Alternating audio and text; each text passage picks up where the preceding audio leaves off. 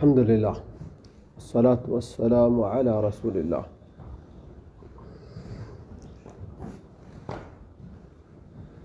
Ka një transmetim të mirë, Hasan,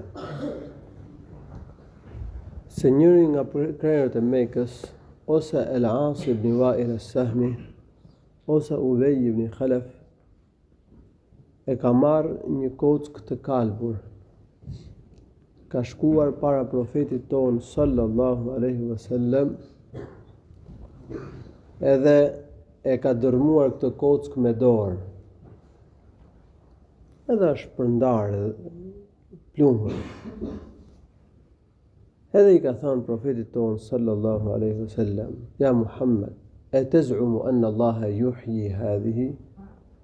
O Muhammed, a beson ti se Allahu e ringjall këtë kockë, se ky njeri mbasi është tretur në dhe, janë kalbur kockat e tij në dhe, ky do të ringjallet? I tha profeti sallallahu alaihi wasallam: Naam, yuhyika thumma yumituka thumma yudkhiluka an-nar. I tha po, Allahu ta merr jetën ty, pastaj të ringjall dhe pastaj të çon në zjarrin e xhehenemit. Edhe zbritën ajetet e fundit të surës Yasin. Kjo ngjarje është shkaku i zbritjes së ajeteve të fundit të surës Yasin, në të cilat janë përmendur disa nga llojet e argumenteve të ringjalljes. Awalam yara al-insanu anna khalaqnahu min nutfatin fa idha huwa khasimun mubin. A nuk e di njeriu që mohon ringjalljen se ne e krijuam nga një pikë fare? Ky që nuk e pranon fuqinë dhe pushtetin e Allahut për ringjalljen e të vdekurve, ky që e mohon ringjalljen. A nuk e di se ne e kemi krijuar nga një pikë fare? Çdo njeri, çdo pasardhës i Ademit krijohet nga një pikë fare. Edhe kalon njeriu në fazat e zhvillimit pastaj. Edhe ky njeri bëhet një kundërshtar i hapur. Wa daraba lana mathalan wa nasiya khalqah qala man yuhyi al-'idhama wa hiya ramim. Ai na e solli një shembull, duke krahasuar fuqinë e Zotit me fuqinë e robit. Se kur tha, mendon ti se Zoti e ringjall këta, meni e shkoj fuqie vet apo fuqia e Zotit? Fuqia vet. Se ky mendonte që fuqia e Zotit ishte si fuqia e robit. Robi s'ka fuqi të jap jetë një të vdekurit. Ndërsa po ta njihte fuqinë e të madhit Zot, nuk do të thoshte këtë fjalë. Sepse fuqia e Allahut është absolute. Ai na krijoi për herë të parë. Ai ka krijuar çdo njeri nga një pikë fare. Ai ka krijuar ligjësinë e jetës dhe të vdekjes. Kështu që ai ka fuqi absolute. Ai ka fuqi të bëjë gjithçka. Kurse fuqia e njeriu është e kufizuar. Është njeriu ai që nuk i jep dot jetë të vdekurit. Nëse Allahu ka fuqi për gjithçka. Pra thot na solli një shembull që s'do ta jepte. Shembull që nuk është logjik. Edhe harroi zanafillin e krijimit të tij. Njeriu parë është krijuar nga dheu. Çdo njeri krijohet nga një pikë fare. Ai tha, kush do t'i ringjall kockat mbasi ato të treten dhe të bëhen të kalben në dhe?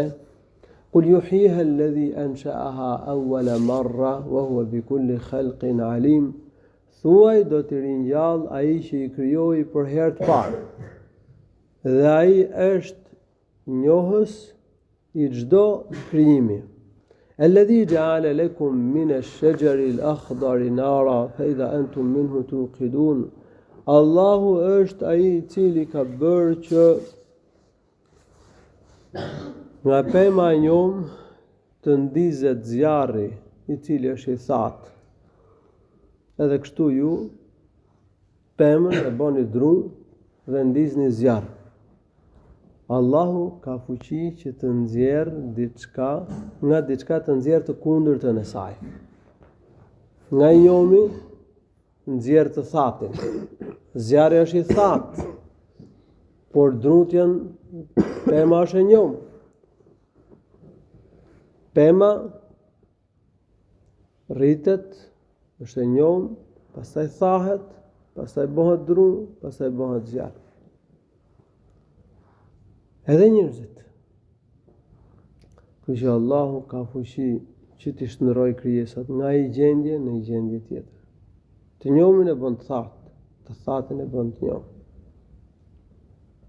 Të gjallën e bën të vdekur, dhe të vdekurin e bën të gjallë, i jep jetë. Ai ka fuqi për gjithçka. أوليس الذي خلق السماوات والأرض بقادر على أن يخلق مثلهم.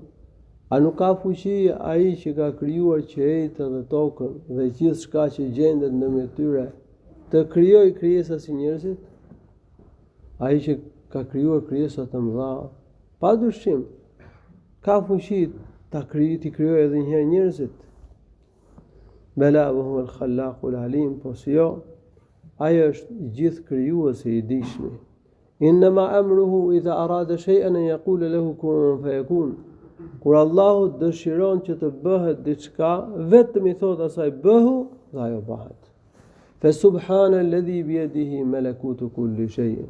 I madhëruar dhe i lartësuar është ai i cili ka në dorë pushtetin e gjithçkaje, që drejton punët në gjithësi.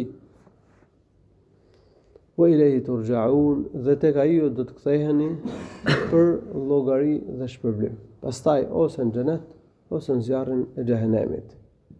Në këtë pjesë të Kuranit, Allahu ka përmendur disa nga llojet e argumenteve të ringjalljes. Allahu njofton se do të ringjallë të vdekurit përmes këtyre ajeteve. Argumenti i parë. E dyta, Allahu na përmend zanafillin e krijimit. Njeriu parë është krijuar nga dheu. Çdo njeri krijohet nga një pikë fare dhe pastaj kalon në fazat e zhvillimit derisa vjen në këtë jetë, në këtë dynja. Krijimi i parë është argument për faktin që Allahu ka fuqi të na ringjallë përsëri. Argumenti i tretë. Allahu i transformon krijesat nga një gjendje në një gjendje tjetër. Nga i thati, nxjerr të njomin, nga i njomi del i thati. Dhe argumenti i katërt që përmendur në këtë pjesë të Kuranit, ai që ka krijuar krijesa të mëdha, qiejt, tokën dhe gjithçka që gjendet ndërmjet tyre, ka fuqi absolute. Ka fuqi të krijojë njerëzit, të cilët janë më të vegjël se këto krijesa të mëdha.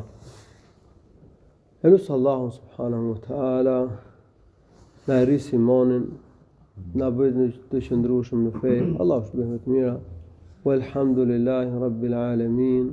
Sallallahu wa sallam ala nabiyyina Muhammad.